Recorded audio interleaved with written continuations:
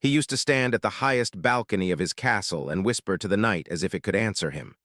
Once, people called him a monster, a legend, a king of shadows.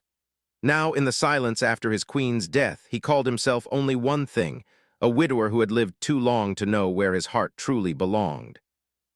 The vampire king, Alaric, walked slowly through the abandoned throne room, his long, dark cloak brushing the cracked marble floor. Moonlight slipped through broken stained glass windows, throwing red and blue shards of light across his pale face. His eyes, once sharp and cruel, now carried a deep, exhausted kindness that he tried very hard to hide. He paused beside the empty throne where his queen used to sit, and his fingers trembled as he brushed invisible dust from the armrest, like he was afraid to disturb her ghost. Behind him, 3 small footsteps echoed in uneven rhythm. His triplets, Leora, Silas, and Nova, stood in a shy line, each holding something that reminded them of their mother. Leora clutched a tiny silver locket. Silas held a worn-out storybook with a torn cover. Nova hugged a soft, faded scarf, its threads smelling faintly of roses and old rain. They were no more than 7 years old, ancient by bloodline, yet still very much children in every way that mattered. "Father," Leora whispered, her voice trembling as she tried not to cry, "is she watching us tonight?" Alaric did not turn around. His jaw tightened, and for a moment the powerful vampire king looked only like a tired man who wanted to curl up on the cold floor and never move again. "She always watches you," he answered quietly, "even when you cannot feel it." Silas opened his book and stared at the empty first page. "But if she watches us," he said, struggling with the words, "then why did she leave you so alone?" Alaric closed his eyes. That was the question that chewed through his immortal heart every night. He had an answer for war, for politics, for magic and nations. But he had no answer for a child asking why love disappeared. He turned to face them at last, forcing a small, gentle smile that did not reach his eyes. "You are here," he told them softly, "so I am not alone." They watched him with a quiet, aching trust that made his chest hurt. The world feared him, trembled before his name, but his children looked at him like he was just a father trying to keep the darkness outside the door. And in a way, he was. He had made a plan, one that felt cruel and necessary at the same time. The queen's death had left more than sorrow behind. It had left whispers, doubts, and a single burning fear inside him. His new lover, a woman from the human village below, had shown him tenderness he never thought he would feel again. She had brought him bread still warm from the oven, stories from the living world, and a way of laughing that made the walls of his ancient castle feel less heavy.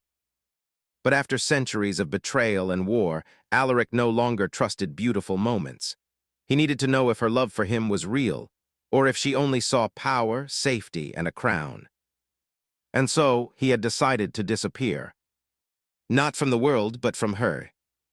"My children," he said, his voice turning more formal, though his hands shook slightly, "I must ask something very difficult of you." All 3 heads lifted at once. Nova stepped closer, her small fangs just barely visible when she worried her bottom lip. "Are you going away like mother?" she asked, and the tiny crack in her voice nearly broke him. He knelt down so that he was eye level with them. In that moment, he did not look like a ruler. He looked like a man kneeling in front of his entire reason to keep breathing. "No," he said firmly. "I am not leaving you. I will always be here. But for a short time, I must become invisible to everyone else, even to her." Leora's fingers tightened around the silver locket. "To your lover?" she asked, and there was no judgment in her tone, only confusion. "But she makes you smile, father. You smile less since mother left." Silas frowned, trying to understand. Is this a test?" Alaric hesitated, then nodded once. "Yes, I must know if her heart is true, if she will stay with you, protect you, care for you, even when my throne is empty, even when she believes I am gone." Silas looked down at his book. "Like in the stories," he murmured, "only the brave stay when the castle goes dark." Nova's eyes filled with tears. "But if you hide, what if she leaves too?" Alaric could feel it, the sharp, quiet pain of his daughter's fear, like a small hand squeezing his heart. He wanted to say, "Then she was never meant to stay." But those words felt too harsh for their young ears. Instead, he wiped a tear from Nova's cheek with a tenderness at odds with his terrible reputation. "Then we will still have each other," he said, "and that will be enough." The castle around them felt like it was listening. Chandeliers hung heavy with dust. Old portraits of long-dead nobles and knights stared down with frozen eyes. Somewhere deep inside the walls, pipes groaned with ancient water, and the faint smell of lavender and old stone filled the air. Outside, the night wind pushed against the windows, carrying secrets from the village below. Alaric rose to his full height again, his cloak whispering around his boots. "You must not tell anyone I am still here," he said, his tone turning serious but never harsh. "Not the guards, not the visitors, not even her. Do you understand? The fate of our hearts depends on this." Leora swallowed and nodded. "We will protect your secret," she said, her chin lifting with quiet courage. Silas straightened his shoulders. "We can do it," he said. "We are your children." Nova clung to his leg for a moment longer before letting go. She did not say she understood. She only whispered, "Please don't let this make you sadder, Father." He almost laughed at that, so small, so honest, so pure. "Sometimes," he said softly, "we must walk through sadness to find out where the truth is hiding." When he left them, he did not walk toward the front gates. Instead, he took the hidden stairs behind the old tapestry, the one their mother used to tease him about. The steps spiraled down into the heart of the castle, where the air grew colder and the smell of damp stone wrapped around him like a second cloak. Torches burned with a soft, blue fire, and his own footsteps sounded distant, like they belonged to someone else. He passed rooms no one visited anymore, libraries full of unread books, armories holding weapons he no longer wished to use, halls built for dances that had not happened in a century. He touched none of it. He carried only one small object in his hand, a thin ring of black iron, worn and scratched, that had once belonged to his queen. It was his reminder of how quickly love could vanish and how deeply it could still echo. At last, he reached a hidden chamber behind a false wall, a sanctuary carved into the bones of the mountain itself. Inside, there was only a narrow bed, a single table, and a small window that opened into the night sky. No throne, no crown, no reminders that he was king of anything at all. Here he would wait. He would watch through silent corridors and forgotten mirrors, listening to his lover's voice, his children's laughter, their cries. He would see if she stayed because of love or because of what he could give her. What he did not know, what he could not yet feel in the stones around him, was that someone else was listening. Someone who moved through the castle every day, unnoticed by guards and nobles because they saw only her simple dress and tired hands. Someone who knew every crack in the floor, every whisper in the walls. Far above, in a quiet hallway near the children's rooms, the cleaning lady paused with her broom in midair. She had heard enough. Just a fragment of his plan, just enough of his low voice behind the tapestry to realize that the vampire king was not leaving his castle at all. Her heart beat a little faster.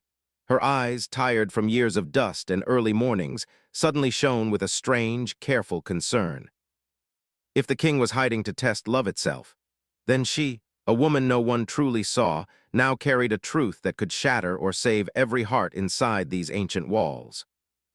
And as she watched the triplets walk past her with red-rimmed eyes and trembling chins, she knew one thing for certain.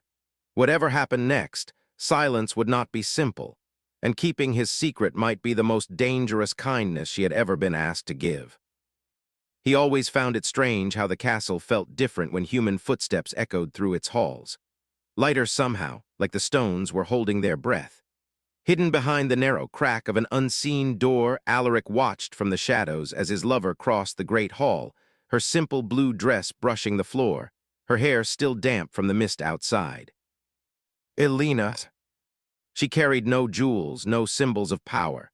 Just a basket with a folded cloth draped over it, the faint smell of fresh bread and herbs trailing behind her. The torches caught the softness in her eyes as she glanced up at the empty throne, and for a moment the king's hidden heart squeezed with something sharp and aching. He had told himself this was only a test, but watching her now, believing him gone, he realized this test cut both ways. "Your Majesty," her voice trembled slightly, echoing off the high ceiling. "Alaric." No answer, only the quiet drip of water somewhere deep in the castle and the whisper of her own breathing.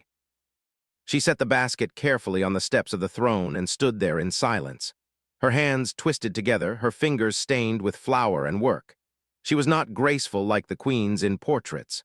She was clumsy when she curtsied, and sometimes her laugh broke in the middle because she forgot to be polite. That was part of why he had loved her. She made the castle feel less like a tomb. Now she stood in front of the empty throne and looked smaller than ever. "I know you're not here," she whispered, as if afraid the walls might judge her. "The guards said you left at dawn, no horse, no escort, just mist." Alaric listened unseen. His fingers dug lightly into the stone wall beside him. He had ordered the guards to spread that story. He had wanted to see how she would react to the idea of his sudden disappearance. Would she storm out in anger, curse his name, pack her things and run? But Alina did not curse. She did not run. She simply lowered herself onto the cold steps, hugging her arms around herself as if to keep her heart from falling apart. "You could have told me," she said to the air, to the empty throne, to the man she thought was gone. "You could have trusted me with your leaving instead of letting me wake up to whispers." Her voice cracked, and in the shadows, Alaric's eyes softened with guilt. Far above, in one of the smaller side halls, the cleaning lady, Maris, ran a cloth along a dusty windowsill, pausing every few seconds as if she were listening to something only she could hear. She had always moved like this through the castle, careful, quiet, observing without being noticed. People spoke more freely around her, assuming she was part of the furniture rather than a person. It was her strange, invisible talent. Today, the air felt heavier. The triplets had passed her earlier, walking in a tight little line. No guards, no nurses, just the three of them, too composed for children their age. Leora's eyes had been dry but too bright. Sila's had forgotten to bring his book. Nova's scarf had dragged along the floor. Maris had stopped them with a gentle clearing of her throat. "Señorita Leora," she had said softly, "you forgot your shoes." Leora had looked down, surprised to see her bare feet against the cold stone. I didn't notice," she had said, her voice distant. Maris had seen it then, the hollow space behind their eyes. Something had changed, something important. And then she had heard it, the distant echo of the king's voice earlier, behind the tapestry and the hidden stairs. Now she moved slowly toward the children's wing, her broom under one arm like a walking stick. Dust floated lazily in the air, glowing in the late afternoon light from the high windows. The castle sounded different today. Less like a kingdom, more like a heart that was trying not to break too loudly. She found the triplets in the old music room, a place their mother had loved. No music played now. Leora sat on the bench before the silent piano, her fingers resting on the keys without pressing them. Silas stood at the window, watching the village lights begin to flicker far below. Nova curled up on the floor with her head on her knees, her scarf wrapped around her like a shield. Maris stepped inside quietly and closed the door behind her. "You three," she said softly, "you look like you've lost the sun." Silas did not turn. "The sun never belonged to us," he murmured. "We only borrow the night." Leora's lips twitched, as if she wanted to smile at his poetic answer, but couldn't. Nova wiped at her eyes. "We're fine," Leora said quickly, like someone repeating a phrase they had been taught. Father just had to go." Maris leaned her broom against the wall and approached gently, careful not to step too close too fast. She had cleaned up their spilled ink, folded their forgotten blankets, listened to their midnight whispers through cracked doors. She knew them in small, quiet ways their tutors and guards did not. "Had to go," she asked, "or chose to hide?" Leora's head snapped up. Sila's turned sharply from the window. Nova lifted her face, eyes wide. "How do you know?" Leora breathed. Maris lowered herself to sit on the floor beside Nova, her knees cracking softly. "Because I listen," she said simply. "And this castle talks when the king thinks no one hears him."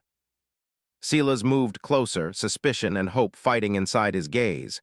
"You heard him?" he asked. "Father is still here." "I heard enough to know he is not gone." Maris rested her hands in her lap, rough from scrubbing floors. "He is hiding, testing, watching." Nova scooted closer to her, eyes shining. "So he didn't leave us," she whispered, as if the words were fragile. "He didn't leave." Mari's chest tightened. There was so much she could say, so much she shouldn't. Her loyalty had always been to the people no one noticed, to the quiet ones who suffered in corners. But now the king's children sat before her, holding onto hope with trembling hands. "He didn't leave," she confirmed gently. "But he asked you to keep his secret, didn't he?" Leora nodded slowly.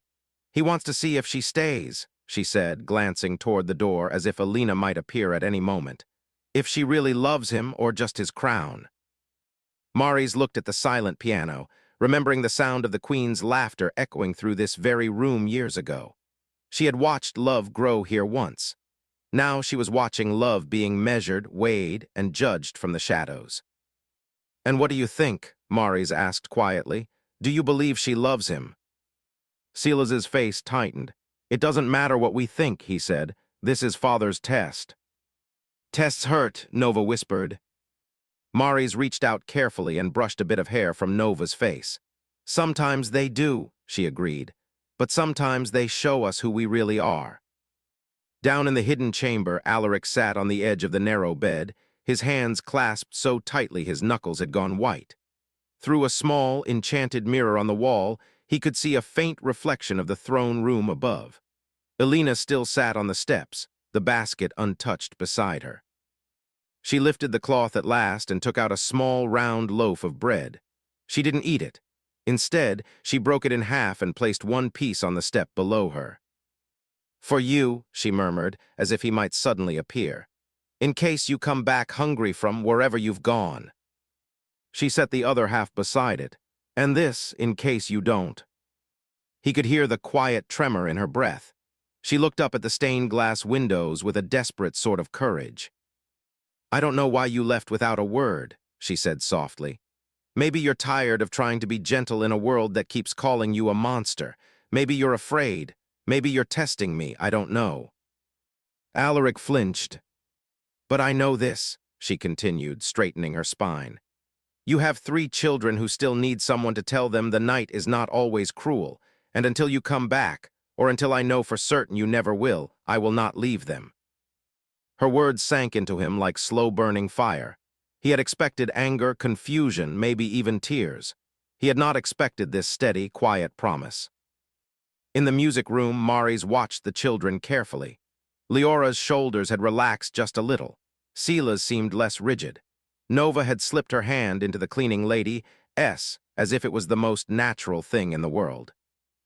"You're going to keep his secret, aren't you?" Maris asked softly. Leora hesitated. "He is our father," she said. "We promised." Silas added, "If this is what he needs to feel safe, then we will help him." Nova's little hand tightened around Mari's. "But I'm scared," she murmured. "What if his test breaks her heart, or ours?" Mari's own heart wrestled with the same fear. She had seen what secrets did to people, how they ate away at trust like slow rust. She should stay silent. She should remain the invisible woman who knew everything and said nothing. Instead, she took a breath. "I heard more than I should have," Maris admitted. "I know where he went, I know how to find him, and that means I have a choice to make." 3 sets of eyes locked on her now, full of fragile hope and confusion. "What choice?" Leora asked quietly. Maris looked from child to child, then to the door, as if she could see through walls to the lonely woman in the throne room and the hidden king watching a mirror deep below. "The choice between keeping his secret," she said, "and protecting his heart or breaking his test to protect all of yours."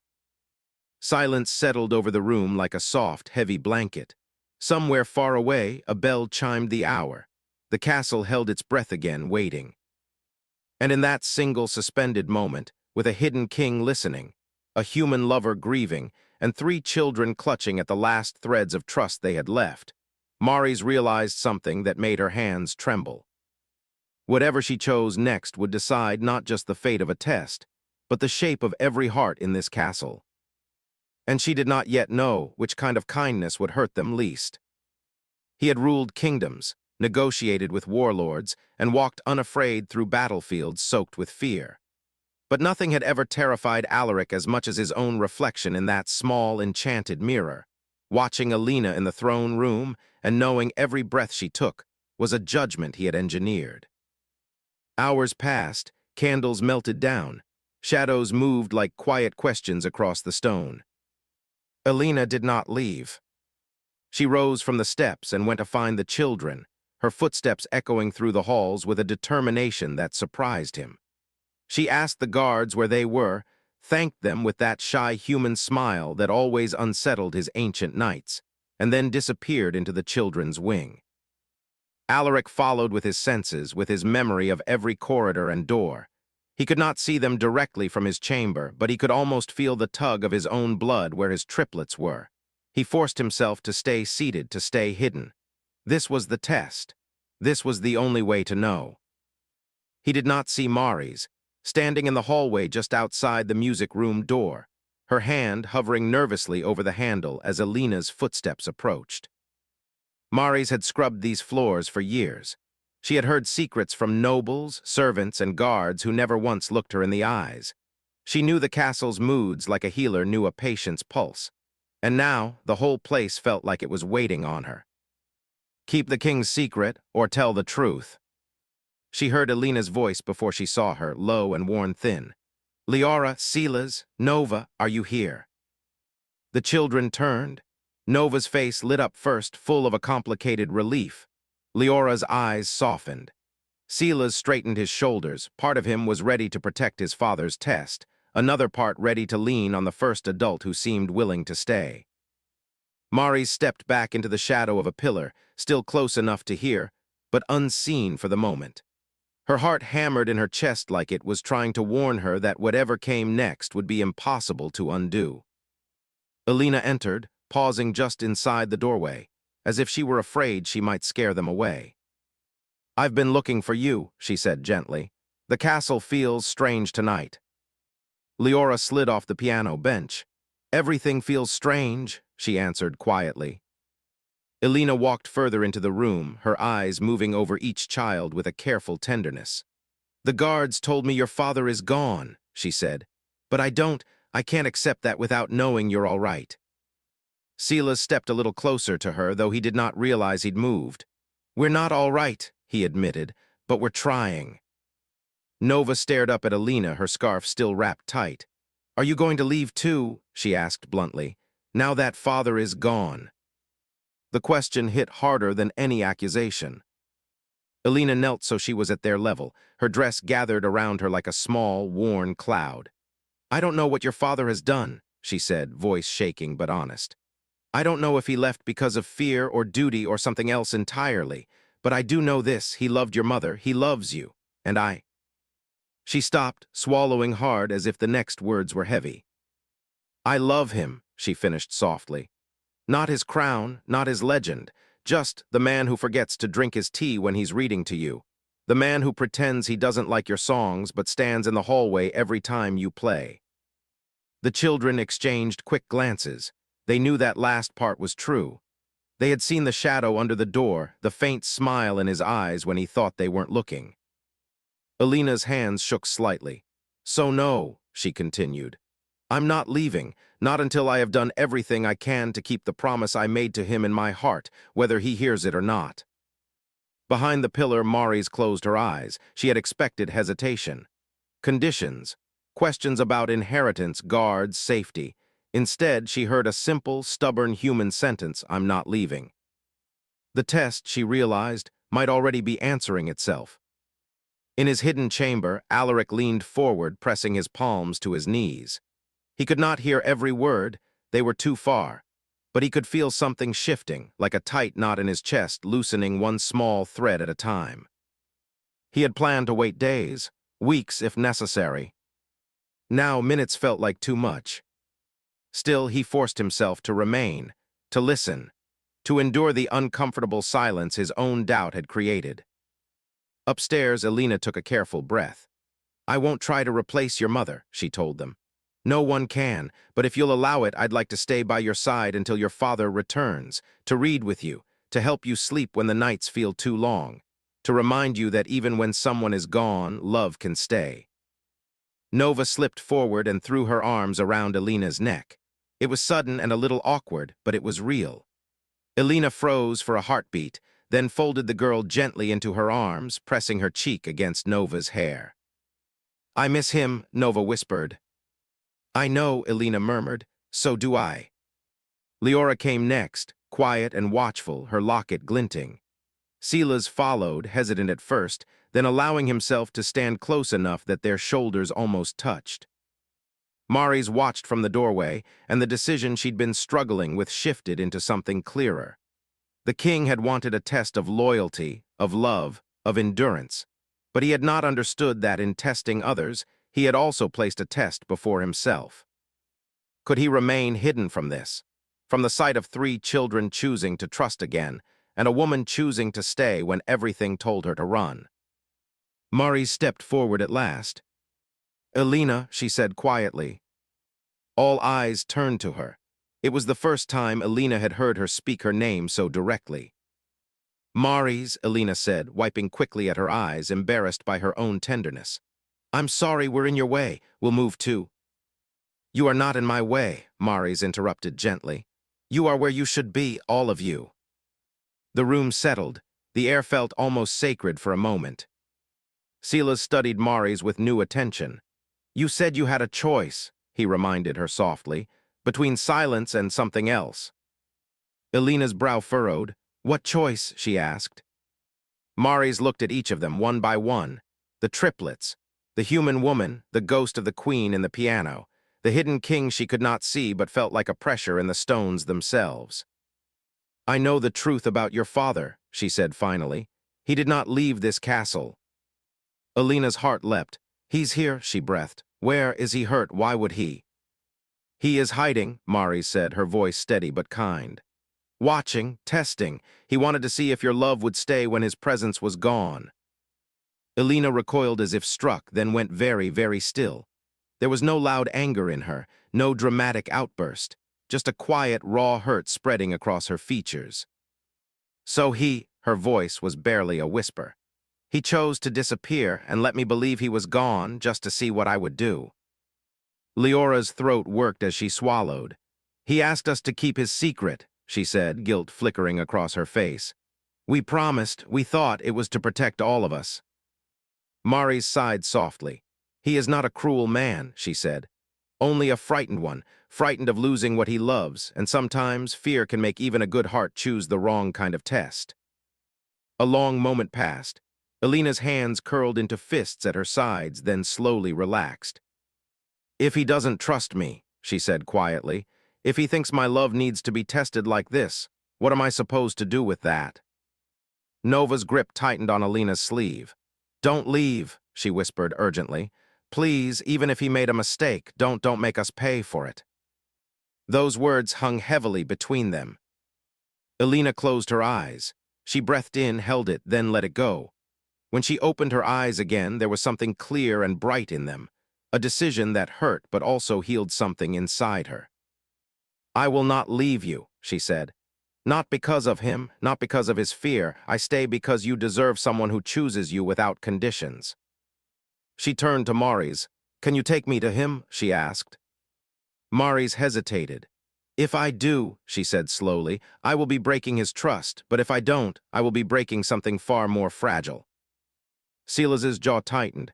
"Then break his test," he said. "Please, it has gone far enough." Leora nodded. "If he wanted the truth," she added, "then he should face it with all of us there." Maris exhaled, the sound soft but full of surrender. "Very well," she said, "but remember this moment. Truth is heavy even when it is the right thing." She led them out of the music room. Elena, the triplets walking close by her side like small moons around a star they were just starting to trust again. They passed portraits, forgotten banners, the quiet judgment of centuries built into the stone. Maris guided them behind the old tapestry, down the narrow spiral stairs, into the colder air beneath. With every step, Elena's heart pounded harder.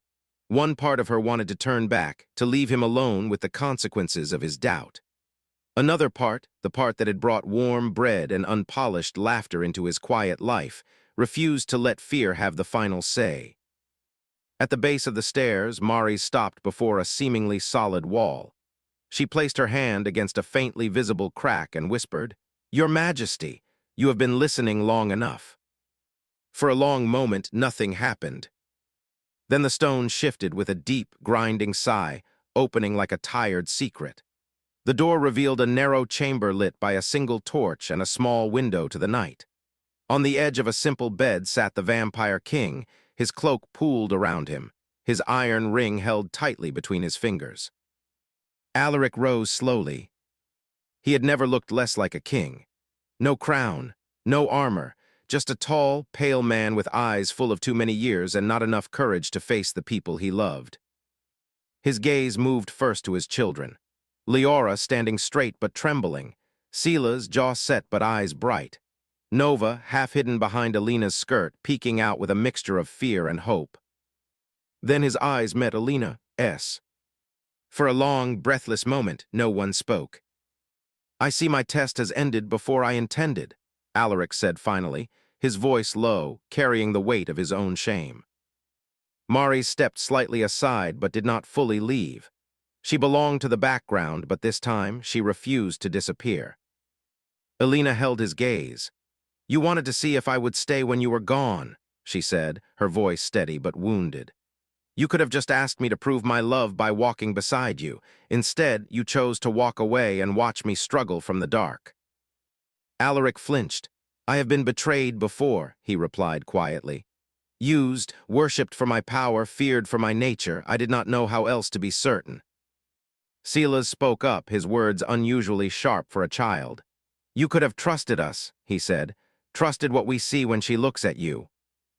Leora's eyes filled, but she blinked the tears away.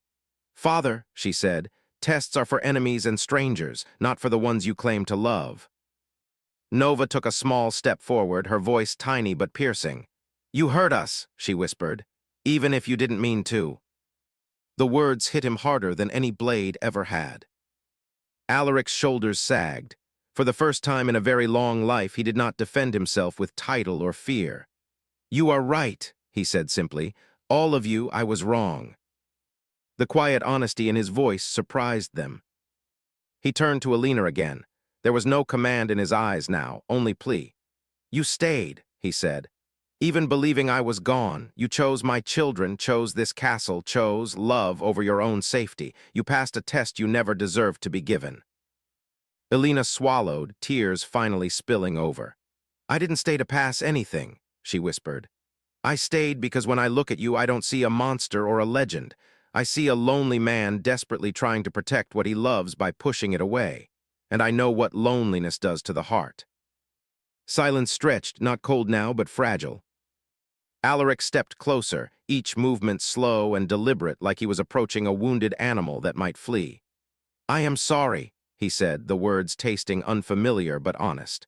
"Not as a king, as Alaric, as a man who has made too many decisions out of fear and called them wisdom." He looked at his children, then at Mari's. "I asked you all to carry a secret that was never your burden. I asked you to protect me from my own doubt, and in doing so, I wounded the trust between us. That is not the act of a wise king or a good father." Mari's watched him closely.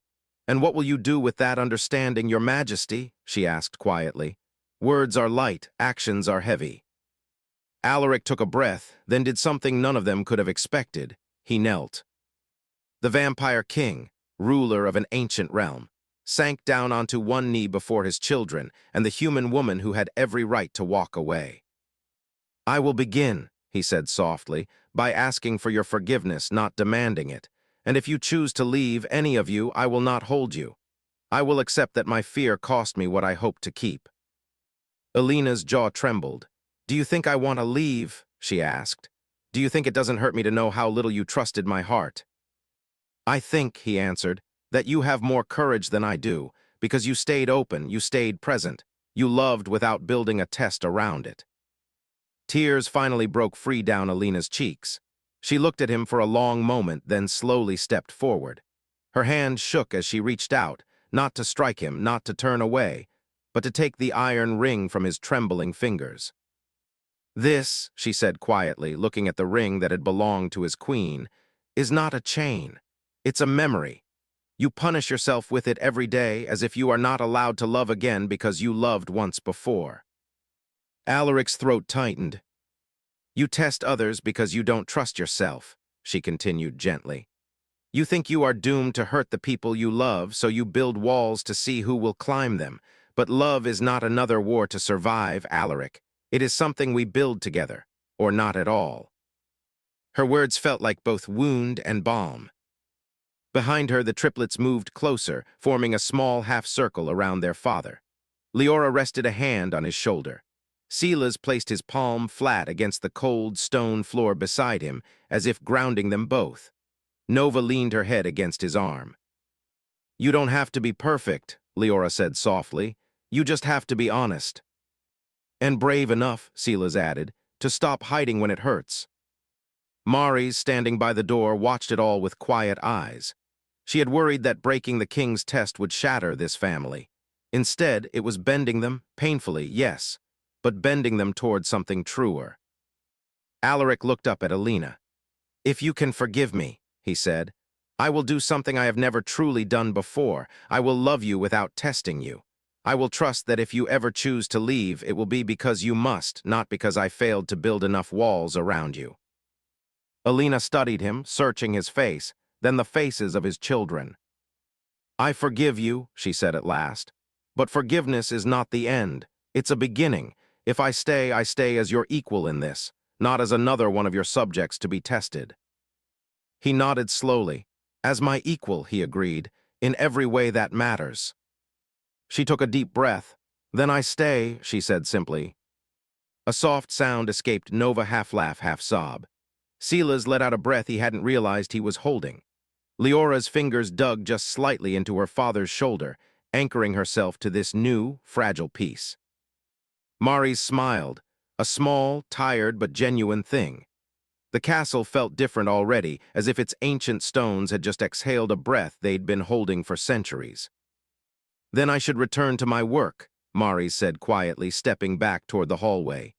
There is dust to chase away, and perhaps a few old shadows. Maris, Alaric called softly. She paused in the doorway and turned. You could have kept my secret, he said.